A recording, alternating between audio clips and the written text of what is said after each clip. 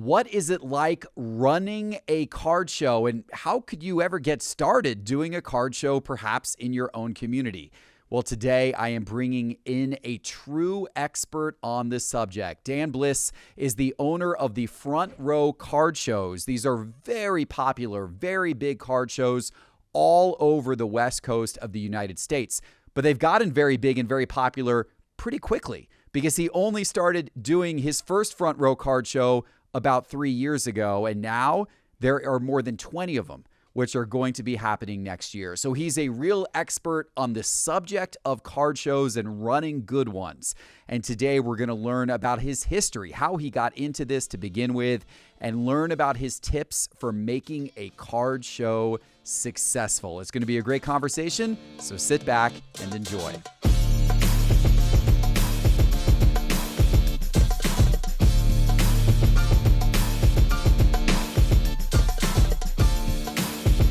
This episode is brought to you by Arena Club. Arena Club is an innovative platform featuring grading and authentication, vaulting, and digital pack openings.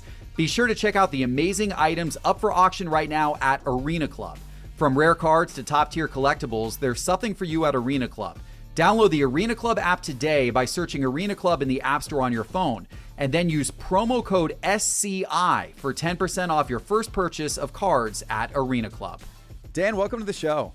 Thanks for having me. Yeah, excited to have you here. I really want to dig in today to learn more about what it is like to operate a card show. Because not only do you operate one card show, you operate a bunch of card shows that travel around the West Coast. And these are some of the best card shows. I always hear great things about these card shows, and that you draw people from all up and down, the West Coast, and people from everywhere. Our crew from Cards HQ here in Atlanta travels out to your card shows all the time. So let's start, before we get into like the specifics of like actually running a card show and how you do that. Let's start. Where did you start with all this? Like, how did you ever get into all of this to begin with? Well, I started collecting as a teenager, like a lot of collectors, and I began selling cards at a flea market, and that's where it started. Buying and selling cards. I would take my cards. This was outdoors, and I didn't have a table. So I found two sawhorses in our garage and a broken door. Okay. And that became my table to sell cards. What city was this? This is in the Cleveland area. In Cleveland. Okay. So that's where you grew up. Yes. And so it started like that. Just innocently. It was $7 to rent a space. And I was 16, and I'd back my car in and pull out the door and the sawhorses and set them up. And I made display cases with plexiglass and wood, and they were really bad. But but that's how it started. And I just have always had a love of the cards back then. This is in the 80s. Now, did you do cards professionally through this journey, or was this more of I collected as a kid and I went on and did other things in my professional life, and now I'm organizing card shows? Well, it started, I moved from doing the flea market to going to shows because logic was, instead of a fraction of the people being interested in cards, everybody is a card collector at a card show, so I'll pay more to be a vendor there, and I'd pay $35 to be a vendor at a show. And when I got to college, my sophomore year of college, a buddy and I were just, hanging out in the dorms, and he and I were both collectors, and we decided to organize a show. Okay. So I started organizing shows in 1989. Okay, so you've been doing this for a while. Yeah. You got some real experience when it comes to organizing card shows. Yeah, so buying and selling cards and then organizing card shows, the combination, I paid my way through college. And when I graduated, I wanted to join the real world, so I stopped running shows and sold almost all of my collection except for some Clemente stuff that I loved. So that's where it started. So while I was in college, I organized 43 card shows in both Cleveland and Columbus. I also did one in Pittsburgh. And then I also organized 3 large auctions, live auctions. I hired an auctioneer and got hundreds of consignments. And so I was deep into the hobby throughout college. Cool. And then got out of the hobby in 92. When did you get back into it again? About 12 years ago. I just missed it, and I just started getting back into the hobby and buying and selling cards on on eBay and then collecting for myself. And then at some point I went and was a vendor at a show and got back into it that way. And when did you say, I want to start organizing card shows again? Well, it happened in a very organic way. I couldn't find a show that was a regular show that I was happy with in Vegas. And so I live in Vegas now. And so I decided, well, who would be better at organizing a show than me? And in the meantime, after, I told you I collected when I was young and I was doing shows, I got into the concert industry. So in the meantime, I learned the concert business. I promoted 2,100 concerts and a dozen music festivals. So I really learned a lot about organizing events in a very big way, promoting, marketing, bringing big crowds, because that's really core to the concert business. If you don't bring crowd, you don't have a show. And so I learned a lot about that through those years. And then so when I come back into the hobby as an organizer, I've got those years of experience promoting concerts. I also organized some entrepreneur conferences. So that event experience now, coming back into the hobby, I'm coming back with a whole new set of tools that I didn't have when I was a college student. It's super, I imagine that's super helpful, and what great background to apply to organizing a card show. And I imagine that's a lot of the reason why your card shows have become so talked about and so successful. People recognize your shows as big, important shows, to go to. I hear a lot of buzz about them on the East Coast, even though all your shows are on the West Coast. So I imagine a lot of that has played out. It's interesting. We actually have somewhat of a similar story in that, like you, I did cards as a kid.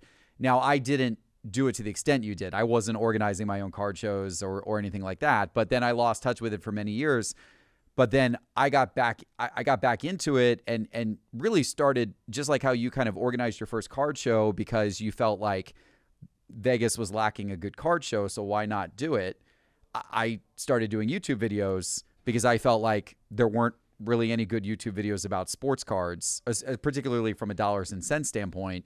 So I'm going to do it myself, and it played into some of my background. I went to school for journalism, for television journalism, and then ran a digital marketing agency for many years. So I kind of had some of the marketing aspect and kind of rolled that forward. So when you came back into the hobby, you're looking at it through a different lens than you did when you were younger. It that helped me a lot. Right. And I just like I imagine you have a whole new set of tools in your tool bag, and that's really what it's about. And I feel exactly that I have, a distinct competitive advantage over any other organizer.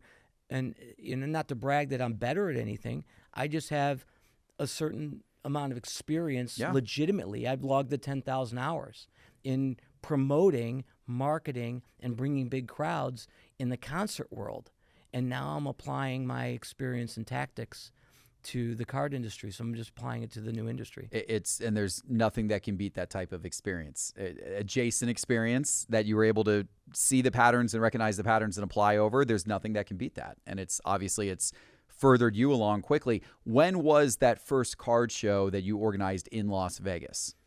February 2022. Okay. So we are just about 3 years since that first card show that you organized. And just so the audience understands, what is the scope of what you do today? Like in 2025, how many card shows and how many locations?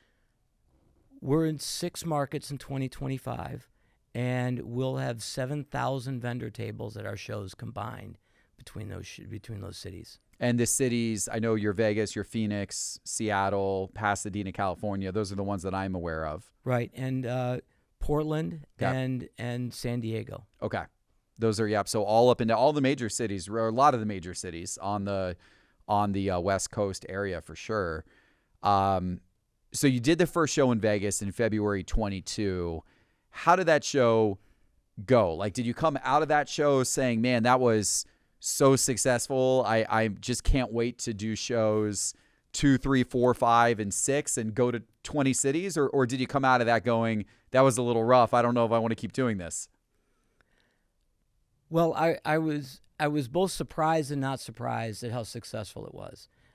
It was a very modest show. My intention was never to turn this into a business or to truly grow it. It came from a real, genuine place. I wanted to have a regular show, and I thought, I can organize. I had a talk with my wife, and we just chatted about it. I said, I think I'm just going to organize my own show. And, we'll do it 4 times a year. It's just going to be a small show in Vegas. We'll bring a big crowd. It'll be a lot of fun. And our first show, we just had a massive crowd. It was just wall to wall. The second show we did ended up being even bigger. And already we knew that we needed to move to another venue. And so then we moved to a bigger venue, and it's just been growing since. And our first show was only 65 tables. And now the show we have coming up in Vegas is 500 tables. Wow. That's a big show. 500 tables is a very large show. Yeah. That's for, to put that in perspective, that's what I would consider to be like a large regional show, would be like a 500 table show. That's a good size. I don't know exactly how many tables like Dallas or Chantilly or Philly have, but you got to be kind of up there with those types of shows. Like it's a good size show floor, I imagine. Yeah. Oh yeah. And we have really good brands we work with. SGC has signed on. They're doing all of our shows. Beckett does about half of our shows. JSA does a lot of our shows. Arena Club just signed on. I know you work with them. They signed on as a sponsor for the year. Cardboard Gold is a partner, as well as Pristine Auction. We work with some really good brands, and they're getting on board because they see the direction we're going, and they've seen our growth. That's exciting. So you're doing, how often, you're in 6 different cities next year.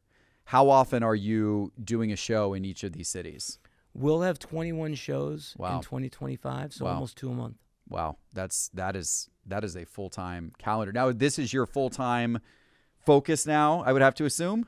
No, I invest in commercial real estate as well. So this started as a sideline, right?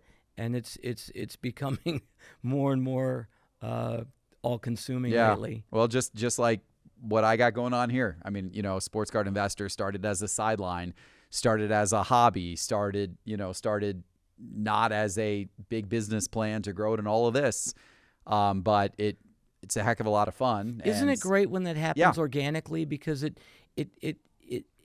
shows that you're serving a need, that you're filling a need, that you're providing a service to people when things take off like that, Because sometimes when you start a business and you're pushing and pushing and pushing, and it's always an uphill battle. And not to say that it's not a lot of work. I know you work hard. I know I work hard. So it's a tremendous amount of work, but it's really fulfilling to see the reception to something you're doing, and to the market, and seeing how people react to it. And frankly, as a collector, this is a hobby. Yes. I mean, we work in an industry that is a hobby for most people, and it's such a joy to work in that side of the. There's a lot of people who just dread going to work every day. Yeah. I'm excited to get up every day, and it's very motivating and fun to know that, I'm doing something that, brings joy to a lot of people, and, it helps a good number of small business people make a living. And I just, I'm grateful to be in this field. I think when you start something organically because you are passionate about it and you love it, it makes it easier to overcome the setbacks. And with any entrepreneurial venture, there are always setbacks. I tell my team all the time, I've said it on the show before, that if business is going well, if what you're doing is going well, it's 2 steps forward and 1 step back. It is almost never 3 steps forward and no steps back. There's always setbacks that occur, no matter how well things are going. And how painful and discouraging those setbacks are is often directly related to how much you're enjoying doing what you're doing. So if it started from an organic place because it started from love and passion and wanting to do it, then those setbacks don't bother you as much, and you're more focused on the path ahead. But if you're not in love with what you're doing, then the setbacks sting a lot more, and they're a lot more discouraging, and it's harder to keep pushing forward in when those setbacks occur. Steve Jobs talks about that. He says, that you better love what you do if you're going to be something be an entrepreneur in some arena, because, otherwise you would quit, when you hit the hardships, when you hit the obstacles, and it's so true. Mm-hmm. Yeah, and you hit them. Even if things are going unbelievably well, you still run into bumps all the time. Well, sometimes when things are going so well, you're overwhelmed with work because you're doing too well. Yeah. You end up with different challenges. You do. Like, you end up with challenges here where you're running out of inventory. Mm-hmm. You now got to figure out, that's another problem to solve. We're running out of inventory. We're running out of storage space as well. Not as much like with the inventory I'd like to have, like cards, which we don't have enough of. But we have to have now storage space, for example, for our supplies, because we're doing so many breaks, so many live selling of singles, that we've got to have a massive inventory of top loaders and penny sleeves and shipping supplies. We sell on our website, tons of orders every single day. So Right. boxes and bubble mailers and all that stuff. Our warehouse is not big enough to support all of that. These are good problems. They are. A bad problem would be no customers. Correct. So Correct. But problems nonetheless, things you have to solve. Still things. Well, we've got problems like our venue's overcrowded, Mm-hmm. and we have a fire marshal that says we won't let people into the show. So now we have to start a line for people who are waiting outside. Or, for example, in Seattle, we were so busy that the venue said, "Hey, we gotta hold the crowd because the fire marshal shut this down." So then we have to let 2 out, 1 in, 2 out, 1 in. In Pasadena recently, the fire marshal was physically there walking around the room. He said, "Okay, we got to hold the line." So we then were only letting people in very slowly, let 20 in. And they were doing that with people who had tickets. Well, the problem is there was a stretch of time for hours we were letting 0 people in who didn't have tickets. So we had over 1,000 people outside because they didn't have tickets. Now, some of them were mad, and it's like, you don't have a ticket. So, we tried to pacify them and calm them down, and a number of people we gave free tickets to come back Sunday just as a courtesy. But still problems, but these are really good problems. We have such a big crowd that we've got to figure out ways to manage the people. I think the first time I ever was exposed to your card show, the Front Row Card Show, was when I saw a social video of the line at one of your Vegas shows, where it was Right. wrapping. It seemed like it was a mile-long line. Wait, I want to add a caveat to that, okay? Just because I don't want people to be afraid to come to our Sure. show because they see such a big line. So just to be clear, when we take a video of the line, it's always right before the doors open. Right. So it's at peak length, and it just demonstrates we've got a serious crowd here. But one of the things we do, we care very deeply about customer service. We actually wristband that line. Our ticket team goes and wristbands all those people in line, and we get almost to the very end of the line, and then they have to come back to the front, okay, right before the doors open, because we give out swag bags to the first 200 people each day. And then the crowd floods in. They just pour in, and a vast majority of the line is in within 2 minutes, because we care about the customer service, and we don't want those people. We don't want, okay, doors open at 10. Okay, customer 1, show me your ticket. That's not cool. They were there. So we bring the line to them. We have a cart. We walk down the line with a couple of iPads scanning their tickets. Ping, ping, ping, and wristbanding them, so then they can all just pour in all at once. So we get this huge flood of people right in the door when the show's open. So anybody who sees our long lines, just understand that you'll still get in super fast. So I want to talk for people out there who are listening, who might be curious or interested in starting a card show in their own local market. Maybe they feel their market's underserved. Maybe they've had interest in the past about starting a card show.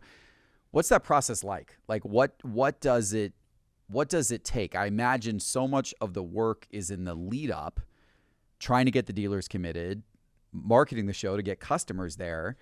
It feels like it would be difficult trying to get something brand new off the ground to be able to do both of those things. How did you go about it the first time you did the show in Vegas? Well, it is hardest to get started because no one knows you, and nobody knows and trusts you yet. You haven't built trust. And I guess for me it was just a lot of persistence and talking to a lot of people and really demonstrating my commitment to bringing the crowd. One of the things that we do differently is we have very much of a long-term approach. I'm not thinking maximize the profitability of each show. And I know there's promoters that are. I love other promoters. I'm a vendor. I go to other shows as a vendor. So I don't disparage other promoters ever. Sometimes people disparage another promoter to me, and I say I have no comment. I'm not going to say anything about other promoters. And there's a lot of good promoters out there, and there's a lot of promoters that aren't that great. And our approach is a long-term time horizon. And in fact, in every city we've expanded to, we lose money on our first show at least. Okay. Because we are not profit-centric. I've made money in real estate. I don't come to this from a place of how many dollars can I squeeze out of the situation. We've always kept our vendor tables reasonable. We charge admission, but it's very modest. We oftentimes give free tickets to local card shops to support the shops. And it's just a goodwill gesture that we do. It's a marketing thing, but it's also a goodwill gesture to demonstrate our commitment to supporting the local shops and helping them out as best we can. So really for us, all I can say is that,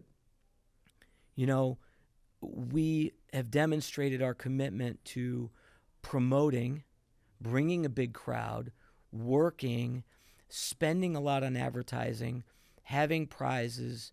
We do some amazing things for kids. When kids come to our show, 10 and under, first of all, they get in free. But one of the things I think we do is really fun is we do a hobby hunt. So it's a scavenger hunt where the kids walk around and collect stickers from the vendors. Any vendor wants to participate. If you don't want kids coming to your table all the time, don't ask them for a sticker, then you don't have to. But a lot of vendors participate. Kids come to the table, get stickers. They go to the front, get a free prize. We give away 500 to 600 of those every show to kids. And it's just a goodwill gesture that we do. Now, those kids now have a great experience, and they're now going to hopefully be the customers of the future. And that's one of the things we do to grow the hobby.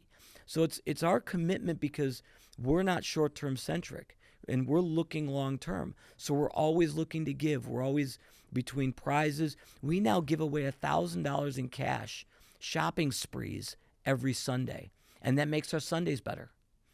The other thing we do, other promoters don't, is we don't let our vendors leave early on Sunday. Everybody's been to shows on Sundays that are terrible. And half the vendors, leave by 2 p.m. Yeah, or they do. If show they hours don't will show be up at till all. 4 p.m. or 5 p.m. and Right. 2, 3, 2:30, breaking everyone's down. packing up. Yeah, I see that Right. all the We time don't at do shows. that. We don't allow it. Now, we actually have leverage now because our shows we bring big crowds. Vendors make money. So with our successful shows, we gain a little leverage so we can enforce that. Our last Pasadena show, we had 300 tables. We had a 375 table waiting list. So it gives us a little bit of leverage to enforce rules, and some vendors get upset with it. But understand, it's not for you. It's for the collectors. That's to make it a better show for them. This isn't about you. Sometimes they'll say, oh, it's just an hour early. And we say, that's right, it's just an hour. Stay to the end. They want to leave an hour early. No, don't. It's just, you just said it's just an hour. Yeah, stay to the end. It makes it a better show. And now as a result, we've trained our collectors, our attendees. They now know they can come to a front row card show and it'll be busy till 5 p.m. on Sunday. Yeah, that's nice. That is a weakness. We have to of throw card shows. people out. Yeah, I'm sorry, guys. It's time to go. Mm-hmm. On a Sunday, Yeah. we're throwing customers out. That's nice. And it's, come back next time. And then, trade nights. That costs money to run trade nights, and it's free, but it's just about goodwill. It's about goodwill. We give away so much, and it's just about growing the hobby. We're really, really committed to that, and that pays us off long term. So if you were to start, let's say you were to go to a new city next year, obviously next year you are going to a couple of new cities, right? We've already talked about you're going to San Diego, I think you said. Correct. Next year was one of the new cities you're getting Correct. into, right? Portland, I think you mentioned as well, Yes, right? yes. So when you are going to go to like a Portland, if you haven't done a show there before, you don't necessarily know maybe a lot of dealers in that local area. Are you? Well, let me give you this example. So we when we moved to when we started a show in Seattle. Okay. That geographically is very far from the southwestern states we were already doing shows in. Right. We were already in Vegas, established in Pasadena, established in Phoenix. So it was a big leap to go up to Seattle, right? It sounds that way, yeah. Because, those other cities are drivable. So Correct. Vendors are willing to drive. So it was difficult to go up to Seattle. So you got to find all new dealers, or a lot of new dealers. A lot of new dealers. And fortunately, there was good word of mouth for us already. And this is crazy, but we had at least 25 vendors that drove or flew up because they're that committed to our shows from Vegas or LA or whatever. And so that gave us a good start. It gave us a good foundation. But after that, we didn't know. We didn't know. And in fact, our first show in Seattle was only 150 tables, which is small for us. All of our shows are a lot bigger than that now. But we didn't know if we'd be able to sell. And in fact, we barely sold it. Now, we've sold out every show we've ever had, fortunately, because we don't bite off more than we can chew. But we sold 150 tables just barely at the last minute, sold out the show, and we then packed it. We had such a massive crowd. The line was insane. Our pre-sale tickets were so strong in advance, we knew that we couldn't even do our second show in that same venue. So we already found another venue. And even before the show, like 2 weeks before the show, I'm like, we can't do our second show there because we had another show planned 3 months later. And so we had to move to the Tacoma Convention Center for our second show up there. And again, we packed that. So we brought a massive crowd to that. So now it's easy in Seattle for us to sell tickets because we've really established ourselves. Now, what my point being is that expanding into Portland, that's a 2-hour drive. See, well, it'll be new for us for attendees, for collectors, but a lot of vendors will travel. Yeah. So we have a show planned in March 2025, and we sold it out 200 tables 3 months in advance. I was floored by that because in my mind, it's a new market. It's an unproven market. I don't know how we're going to do there. I'm going to do my best. I'm going to bust my butt to make sure we have a big crowd. But I was floored that we sold out that far in advance for a first-time show. But that's really about trust. That's about reputation, and it's about vendors who believe in us now.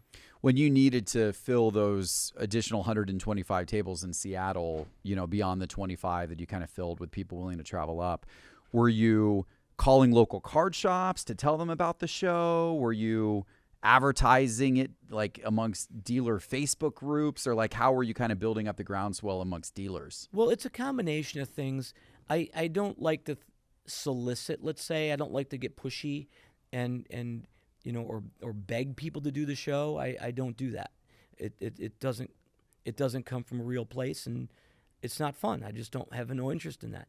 So it started with, we will reach out to vendors and some shop owners, but only a select few, the ones that are prominent, well-respected, and we come from an authentic place, and we say, look, we know that you are a leader in this community, and we want to have the best at our shows. And we come with SGC will be at the show. We tell them a few other key vendors that will be at the show. We'll talk about what we're doing in other markets, some of our sponsors perhaps.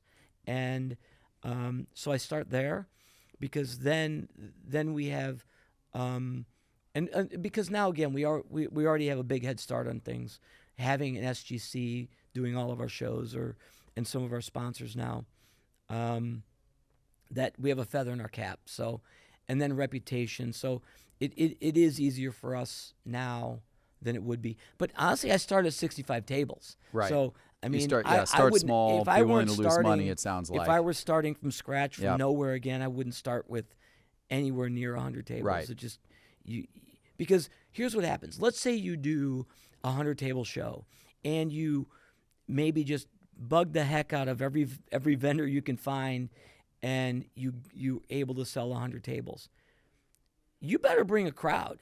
You better bring a crowd that not only is a crowd, but spends money. Yep. Because vendors need to make enough money to pay for their table costs, to pay, maybe if they traveled, to pay for their hotel and airfare and things like that. So you have to bring legit customers, or you're done, or you're already out of the industry. Right. So start small, do what you can, do what you know you can do at first, and build a reputation.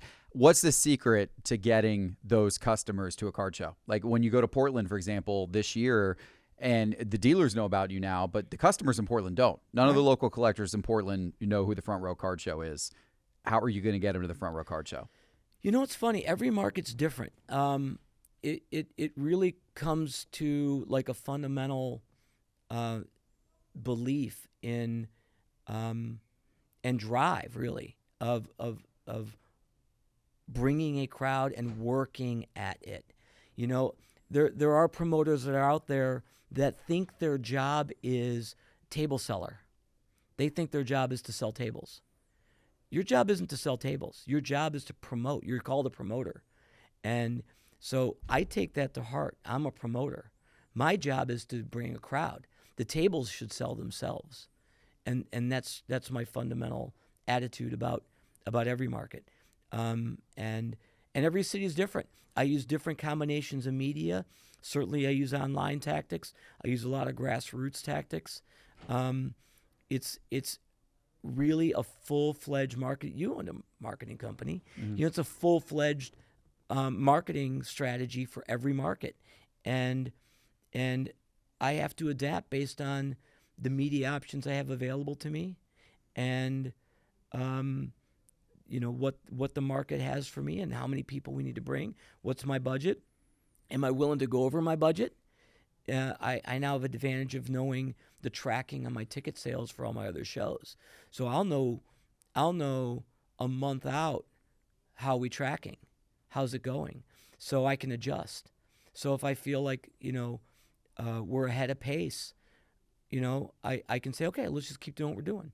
If I feel like we're behind the pace, I'll like, all right, let's spend more money. Let's find some other marketing tech. Let's do something else. It's really about, you know, truly being an entrepreneur and adapting and adjusting and tweaking. And again, it then comes back to my experience, you know, having done so many different concerts where I'm tracking with Ticketmaster ticket sales, and, you know, having to adapt on the fly, and then it's a lot of instinct.